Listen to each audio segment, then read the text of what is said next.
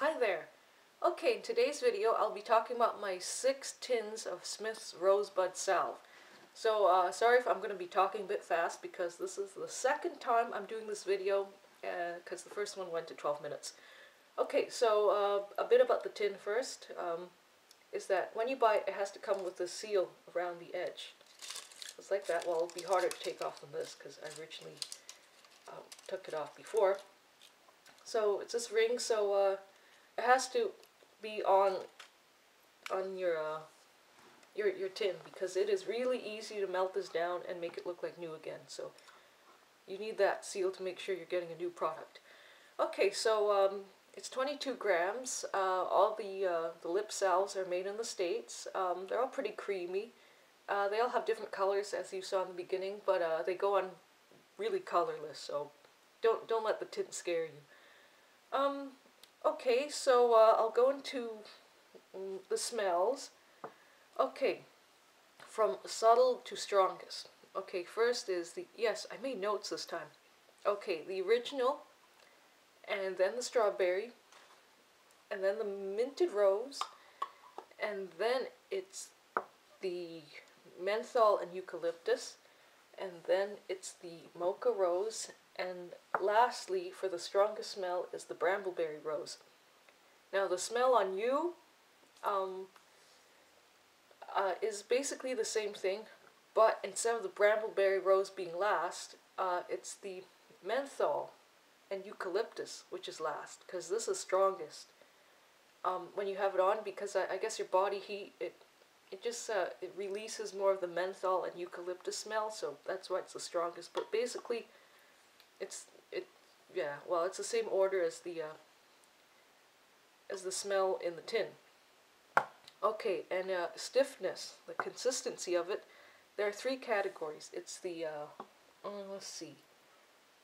Okay, it's the original, and then it's the minted rose, and then it's the menthol and eucalyptus one. They basically have the same consistency. It's creamy. It's really, I guess it's the softest consistency.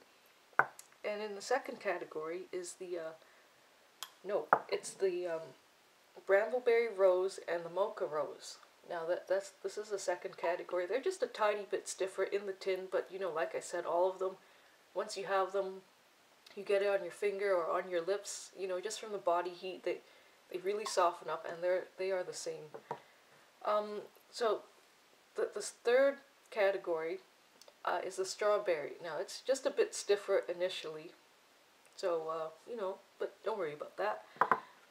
Okay, so next I'll talk about the each tin separately. Not tin. Each balm separately, and I'll go in order of my favorite to my least favorite.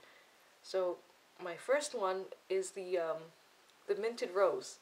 It has a very slight rosy smell and a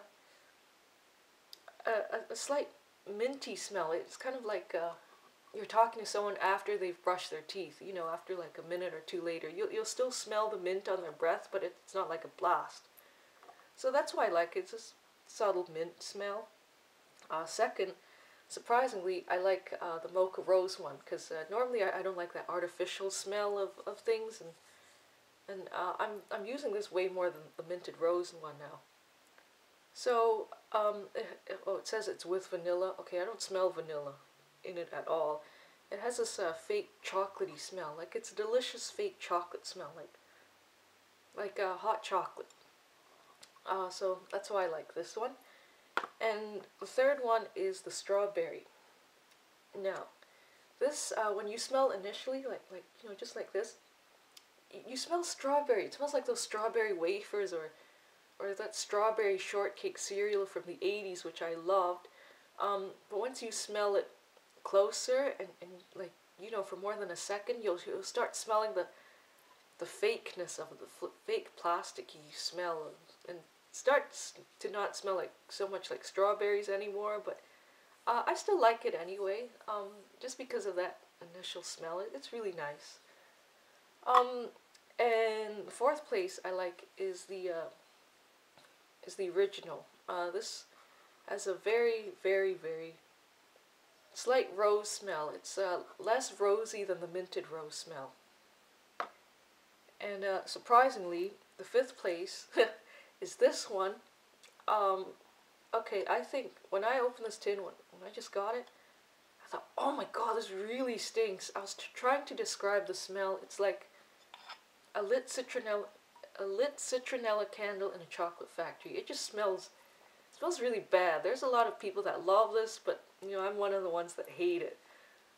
It's just such an undescribable smell. It has that slight acidic smell like from raspberries. But once you put it on, you put it on your lips, and you inhale through your mouth, it tastes kind of like jasmine tea, which is okay. Like, yeah, in a way, yeah, like jasmine tea. But see, I like that taste, but I hate the smell. It does not smell like jasmine tea. Wait, let me smell again. No, not at all. It's just, bleh. Okay. Fifth, usually I like minty lip things. This is definitely not a strong mint smell, okay? It smells like wintergreen gum, which I like wintergreen gum, but this one is a medicinal wintergreen. It smells like one of those muscle rubs. This is definitely not a cooling blast. If you want a cooling blast, well, I would compare this to Burt's Bees. Their lip balm, you know, the one in the tin with the bee on it, that's way more minty than this thing. Yeah, this is just too medicinal. I don't think I'll just use it to moisturize patches. Actually, yeah, I'll use the Brambleberry one. Well, I'll use both of them. These, I don't think they'll be going on my lips. So that's it. I hope I'm under 10 minutes this time. What else could I talk about? Cause I'm sure I have some time, but I'm too afraid to look. Okay, I'll talk quickly about common problems with this. Okay, so when I got it on eBay, it came with a sheet. Well, I couldn't find the sheet now, and it says that they melt around 25 degrees, and you know, some people, they've left them in cars or, you know, in their bag, and I don't know, they live in a really warm climate, and then it just melts in their bag. Well, not like totally liquefies, but you know, it just gets really soft, and it sticks to the tops of the lid. So the paper I got said you should keep the lid on and you heat it up with a blow dryer. And I don't know how long that would take, but for me, well, when I use lip balms like this in a tin, I tend to go in the middle. Like, I guess some people, they go all around and they kind of even it out, but I tend to dip from the same spot all the time, so you get that little dent in it, and I don't like that. I like having my products look new.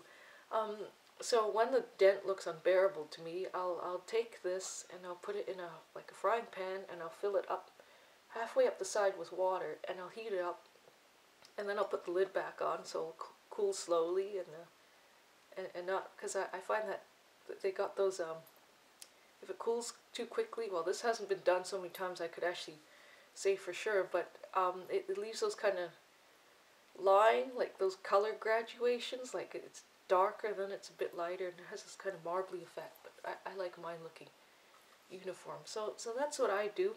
Yeah, I think it's pretty faster than just sitting there with a blow dryer over this.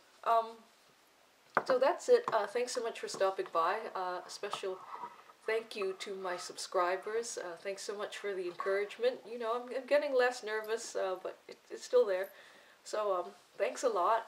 It's very encouraging. So I'll see you next time, and have an awesome day. Bye.